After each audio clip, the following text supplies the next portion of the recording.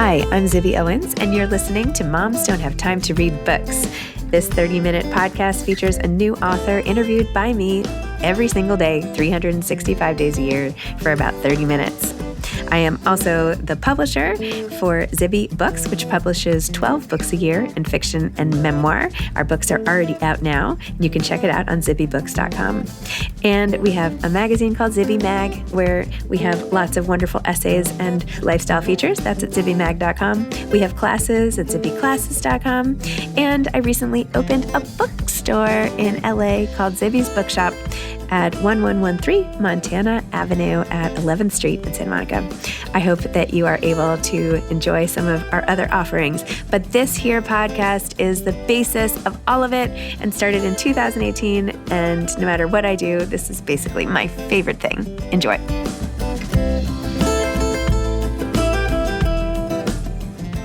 Tessa Hadley is the author of After the Funeral and Other Stories.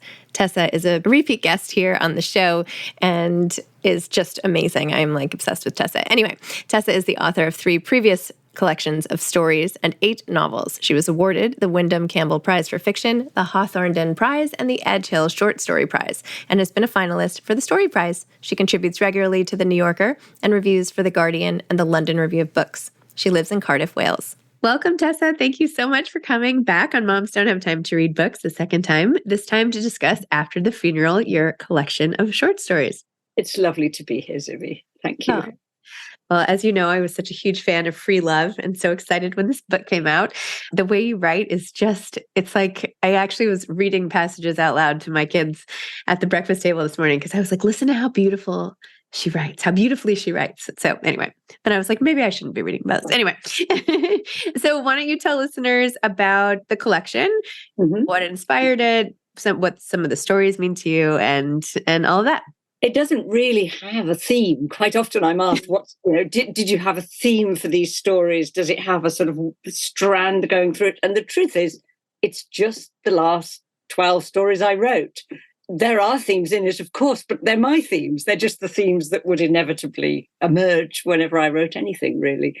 Yeah, what I tend to do in my rhythm of writing is to always have a novel on the go, but punctuate that with taking time out to write short stories. And I partly because that's just how my writing's developed, but it really works for me because I find, I have said sometimes writing a novel is a bit like being married.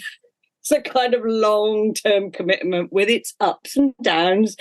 And I suppose I'd have to go on to say then that short stories are like a fling. They're like an affair. You kind of just take time out from this deep, long, difficult commitment to a novel. And it feels like a very free space when I'm writing something short. Partly it's just simple. If it goes wrong, all right, you're heartbroken. If it doesn't work, you can't get the ending, you can't make it like you want it to be. It's horrible, but it's not like a novel not working. There's something careless about writing it. And equally, it's to do with the length of a short story. That's careless. You can throw something in there which is sort of hot and funny, exciting, and you don't need to follow through, whereas a novel is all about follow through. So what then? And what if you did that? Then what? But a short story is play. So it's just my last 12 stories, and it felt like about time to have another collection. Your last 12 affairs, so to speak. My last 12 affairs. I mean, that's where the analogy breaks down. That would be insane. So that is one of the themes that you write about a lot, and that is in this book as well, and Free Love, and exploring what it is when you have something so steady and then you fall into something else or you change gears. I mean, even in the first story, After the Funeral, it's not from the point of view of the mom, but from her paramour, essentially, who makes his decision of what to do with his marriage. I don't know, you're just obsessed with this whole thing. Me and every other writer.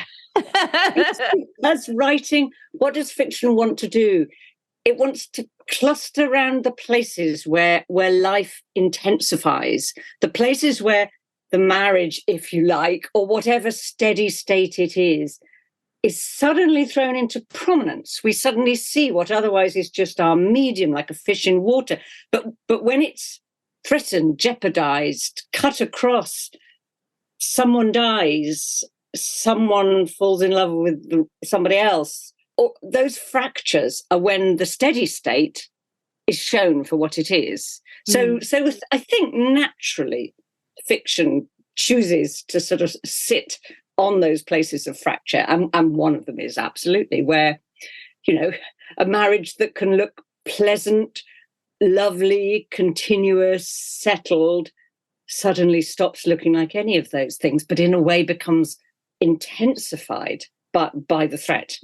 Wow. Even just how you talk about ordinary things is it's amazing. It's like there's a room, and then when you come in, the room becomes like completely decorated with like all these bright colors and like, I don't know, like, I don't know how to describe it. It just changes a simple sentence into something very decorated in a good way. Well, that's a lovely thing to say. And, I think that is what I've always felt about writing, about the writers I love, is exactly what you've just described.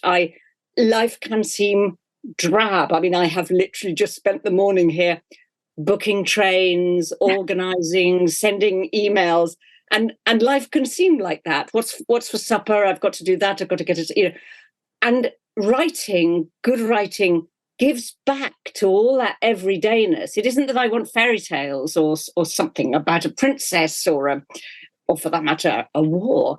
It can bring to the most mundane details a kind of lining which turns them into gold. That's a mixed metaphor. It brings a magic to them which spins straw into gold, like in the fairy tale, I think.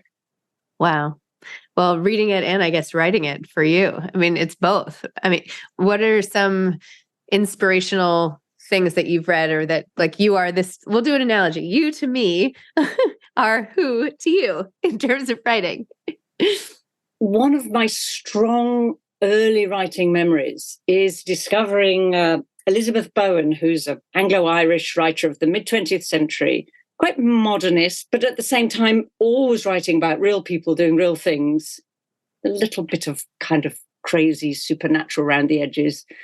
I can remember taking her books out from the library when I was probably 13 or 14, and I just decided, maybe I was 12 or 13, I decided it was time to read adult books. And I came from a family that always had books, but they weren't intensely literary.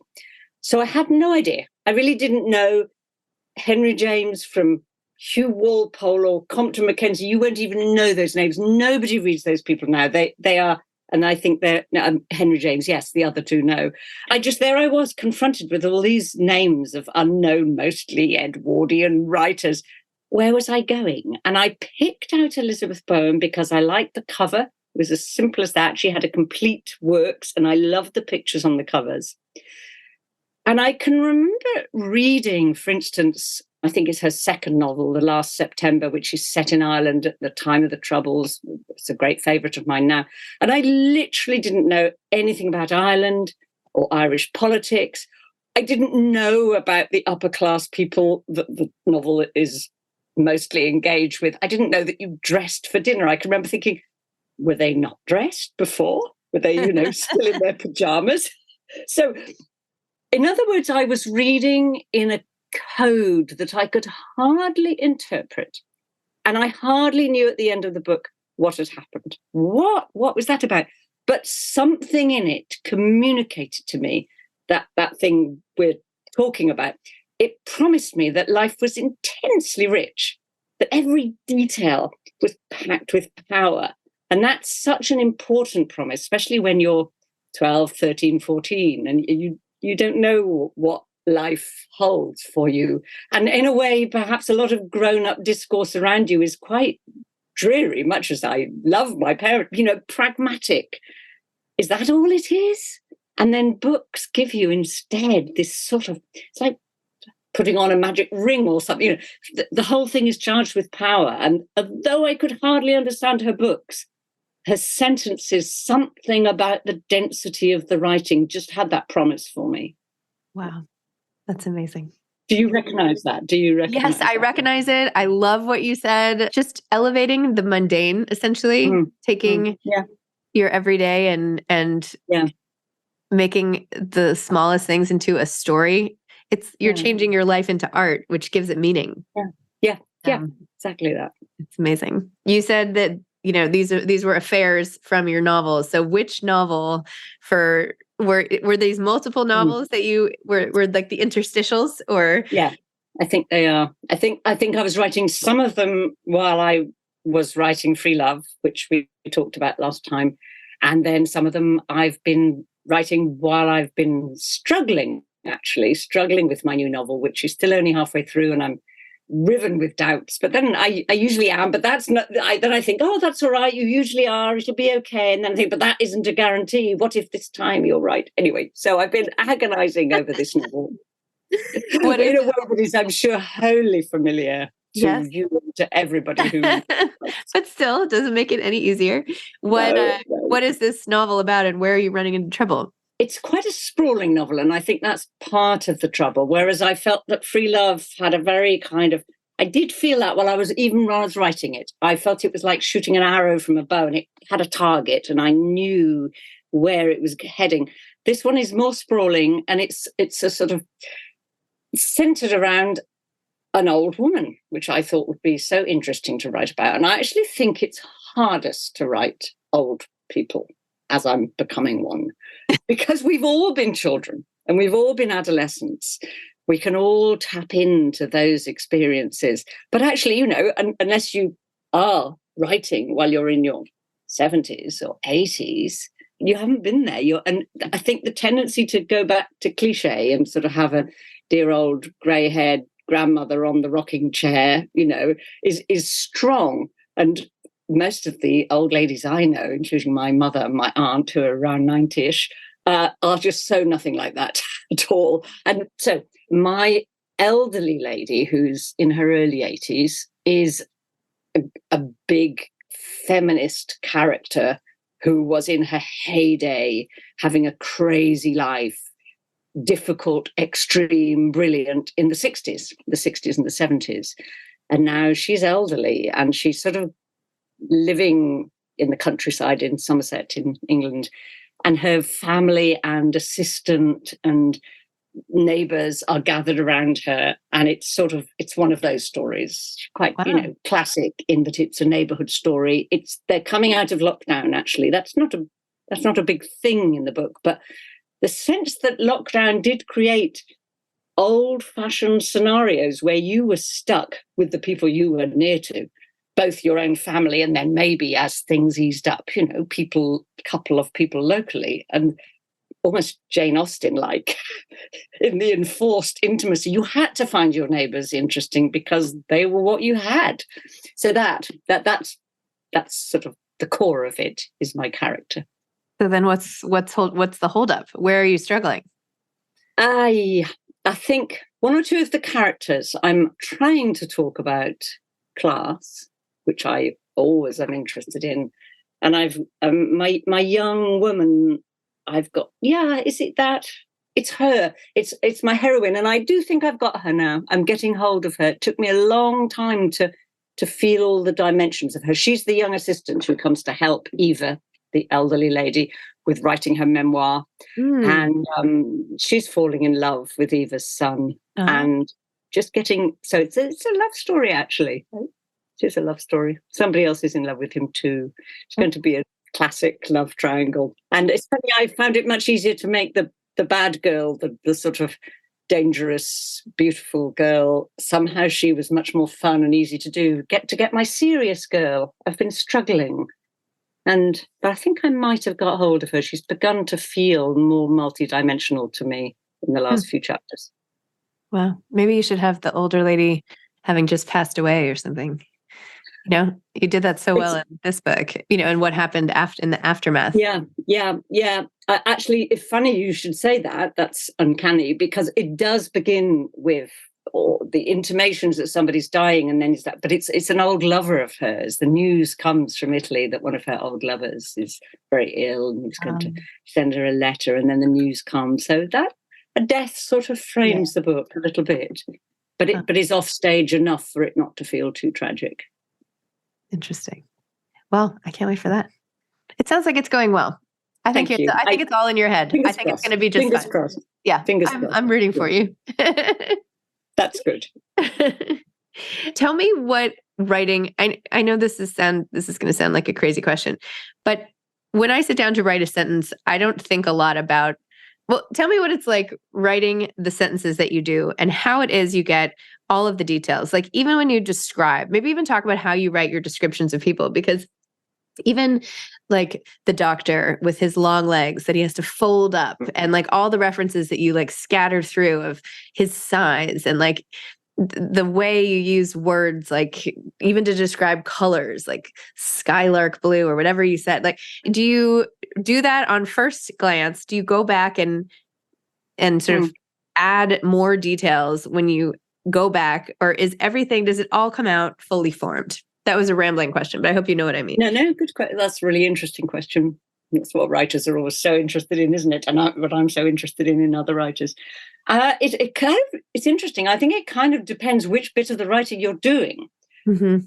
Dialogue, I think, definitely often first time through, I'm not getting that quite right. And that can really thicken up and get better the more I reread. I seem to hear, oh, he says more than that. It's funnier than that. Oh, that's what she would say in response to that. So that often comes in bits.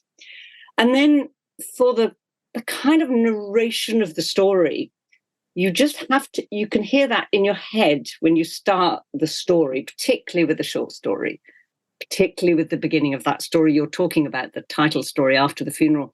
You know, I could see those little girls, and I could hear myself telling the tale of them. The physical description of people is, I almost do it slightly different. It's so important to me to get the presence of the individual. I think it matters in my life.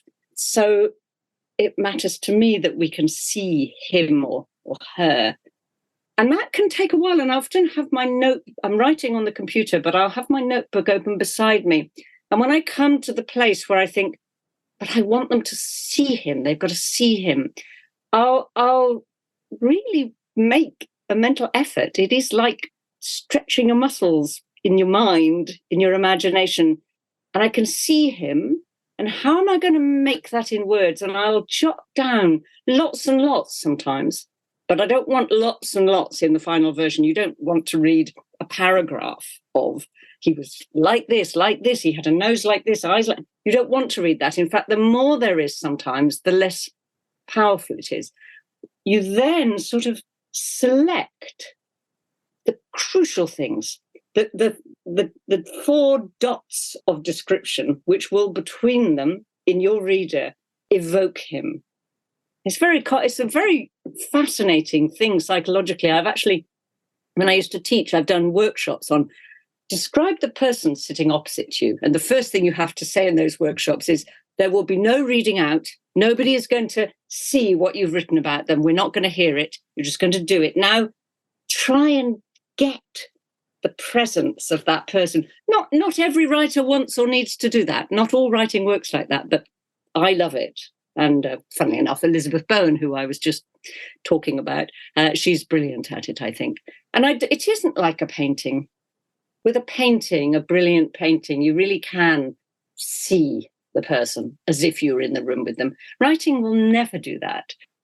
You know, you can actually read Anna Karenina and think she's blonde all the way through and discover she has blonde. I don't actually know. Is she blonde or black-haired? Oh, my goodness. I don't even know which of those is true. And yet I feel as if I know Anna Karenina's physique. There's a marvellous Henry James thing about Charlotte Stant in The Golden Bowl, where he says she has a waist that is like one of those soft purses where you have a ring around the purse which gathers the leather in. And I see her all from that. You can see it. I think she's probably corseted, isn't she? Because people don't naturally have waists like that. But women were in those days. And I see the looseness of the body and that concentrated waist, and it's very sexy. And I mean, he says other things about her too, which give her to you. So you just have to find the triangulation points that will direct your reader to the right type. Yeah, it's a mystery. It's a fascinating, really fascinating study in itself, quite a little bit apart from other things that one does in writing. Yeah. You should teach, we offer these Zibby classes, whatever, or just classes from Zibby Media. But I feel like you should teach how to write, how to describe people or something. Like, you should do like another workshop, because it is fascinating. And I think it's an area that's so hard. And then in reading, you can tell like when people have a gift for it and when they don't. Yeah. And yeah, it is that crazy thing, because essentially you're just trying to get people to conjure it up in their own minds in whatever shape. Yeah. So, and they will conjure it up, not in words. And right. It's that, isn't it? You've conjured it, you've got it. Now, find the words that will somehow make the same conjuring in the person who reads your words. Yeah, I know it's really interesting and mysterious. It's like a sorcery. And I did have fun teaching it. It's sorcery. It is sorcery. Wow. Amazing. What do you think about how hard it is to get books into the world these days? And like, even you, this master, elegant, perfect. I mean, you're such a pro, but you still have to jump into the water of swimming fish, right? With everybody having a book out every 2 seconds. Like, what do you make of what the sort of culture of book release is like, and what you do with literature coming out and versus, everything's just coming out into this big funnel of information that people have to quickly like sort of pick something out of. How do you feel about that? Where do you make of it?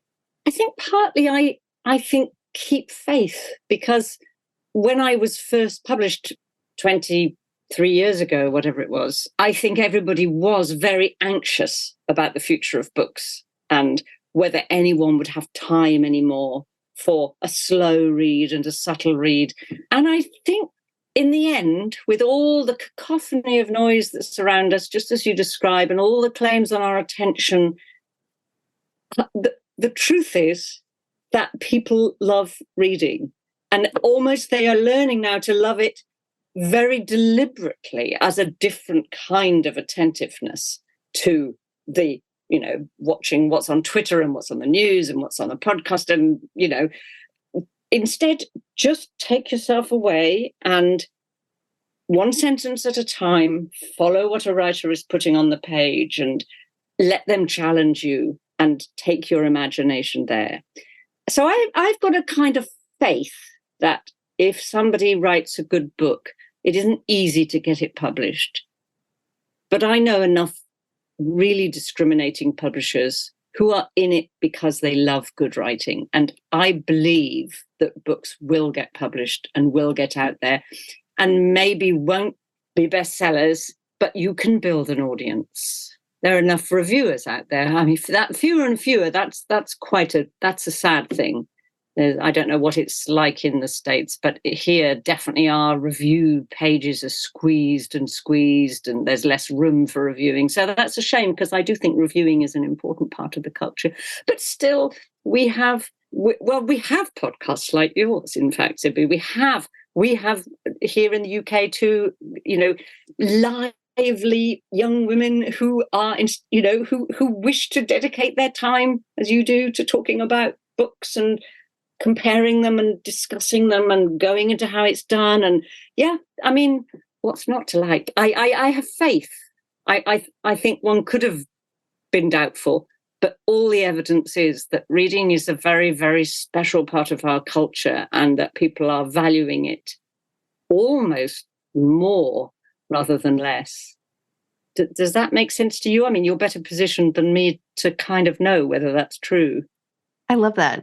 It's encouraging. And I feel that people, because it's now gotten to a point of complete overwhelm, like that there is just like factually too much information, and it's coming at us so quickly that people have had to take stock and make decisions more consciously than they used to, versus as opposed to, I'm just going to pick up a book this afternoon, this summer Sunday or whatever. Now it's, people have, I think the whole culture of making it into lists and sharing something about it and posting it. And, somebody was just saying to me that what they love about writing is that it's the only thing you do completely alone, but yet you're never alone in it. It's something that connects you to others without being with others, and that made her feel such a part of things, even when she was alone. So yes. yeah, you're right. It's. I mean, one feels that when you're writing, you feel I can be clearer and more exact about what I mean. Of course, I can here at leisure than even chatting with one's most intimate friends. And I'm not, it isn't an either or situation. One desperately needs to chat with one's intimate friends. But there's something about the personal discipline of thought that goes into writing and that goes into reading, which, I don't know, it seems, I don't want to be pretentious about it, but it is some kind of spiritual exercise, actually, and some intensification of awareness that is so precious and so valuable. Yeah, and I think, and you're right. This contradiction of its solitariness, but yet in its very essence, it's, if you're writing, it's to communicate, and if you're reading, you are communicating with that person who wrote it. You feel. I mean, I think it's almost odd when you've read somebody's book and then you meet them. You actually think, but I know you. Mm-hmm. I know you more than any amount of having a coffee together can do. I know you deep down from the way you make your sentences and your pictures. So it is a fascinating way of humans speaking to one another, actually. So true. When every so often, if someone says that to me, or they read my memoir, or they follow me on Instagram or whatever, and they're like, "This is so funny. I feel like I know you." I usually say you do know me. You know me very well. I just don't know you. Yes. Like let's fit. Now tell me about you. I already laid all my cards on the table. So what's up with you these days? Anyway, amazing. Well, are you reading anything amazing? And where are you going on these trains and everything that you're planning? And what are you going to pack to go?